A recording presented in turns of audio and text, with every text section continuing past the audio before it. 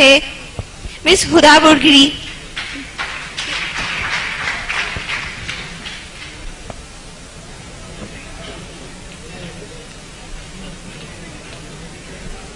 عزت نفس کسی شخص کی محفوظ نہیں، اب تو اپنے ہی نگہبانوں سے ڈر لگتا ہے.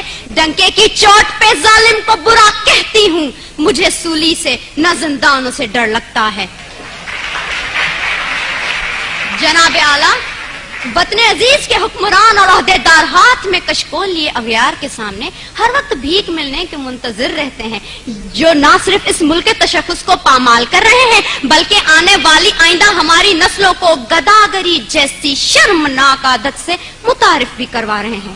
تاریخ میں ایسی کئی قوموں کے قصے رقم ہیں جن قوموں نے مسلط کے نام پہ اپنے سروں کو جھکا کر دستے سوال بلند کیا اور بعد میں جن کا انجام بازار میں بکنے والے سفید جسموں کی مانند کمتر اور حقیر بن کے ابھرا. ایسا ہی کچھ حال وطن عزیز کا بھی ہے. جناب اعلیٰ، پاکستان پچھلے 10 سالوں میں امریکہ سے $18 بلین کی رقم موصول کر چکا ہے.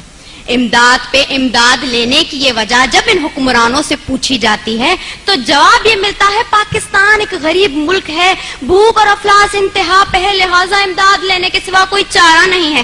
تو جناب اعلیٰ، میں نے سوچا ذرا ان کلمات پہ اعتبار کرتے ہوئے اپنے گھر سے باہر نکل کر دیکھوں کہ امداد کے نام پہ ملنے والی اس بھیک نے میرے ملک کی عوام کے حالات زندگی کہاں تک بدلے ہیں. تو جناب اعلیٰ، بہت افسوس ہوا. کہیں میں نے بھوک سے بلکتے معصوم بچوں کی آوازیں سنی تو کہیں پہ میں نے ان وزراء کے فرنگی کتوں کو سیر ہوتے دیکھا، کہیں پہ میں نے بازار میں بکتی آدم کی بیٹی دیکھی تو کہیں پہ میں نے وزیر اعظم کے تن پہ لاکھوں کا لباس دیکھا، کہیں پہ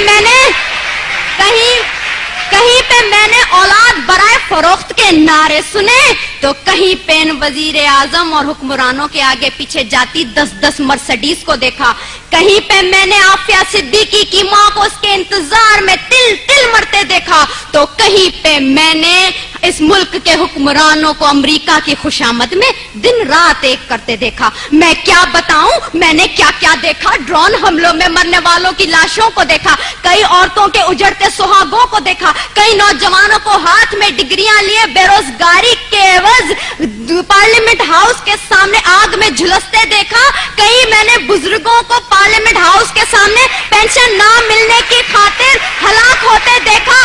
جناب اعلیٰ، میں نے اس ملک کے ہر شہر ہر کوچے میں کربلا کا میدان دیکھا تو بے اختیار میری زبان پہ یہ الفاظ آ گئے: اصول بیچ کے مسند خریدنے والوں، نگاہ اہل وفا میں بہت حقیر ہو تم، وطن کا پاس تمہیں تھا نہ ہو سکے گا کبھی کہ اپنی حرص کے بندے ہو، بے ضمیر ہو تم.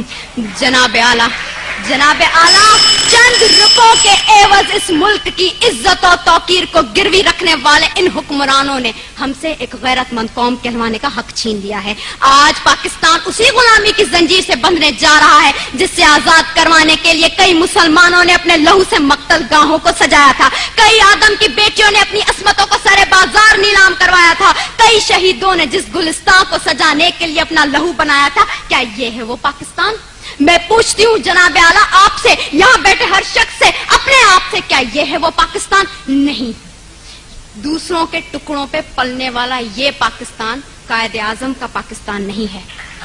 میں سلام کرتی ہوں ان تمام قربانیوں کو جو اس ملک کو بنانے کے لیے لوگوں نے دی، مسلمانوں نے دی، لیکن دیپ جن کے چند خواہشوں میں چلیں، دیپ جن کے صرف محلاتوں میں جلیں، چند لوگوں کی خواہشات کو لے کے چلیں جو کہ مسلطوں کے سایوں میں پلیں، ایسے دستور کو، صبح بے نور کو میں نہیں مانتا، میں نہیں جانتا. میں بھی خائف ہوں تختہ دار سے، میں بھی منصور ہوں کہہ دو یہ اغیار سے. کیوں ڈراتے ہو زندہ کی دیوار سے، ظلم کی رات کو، جہل کی بات کو؟ میں نہیں مانتا، میں نہیں جانتا، میں نہیں مانتا، میں نہیں جانتا.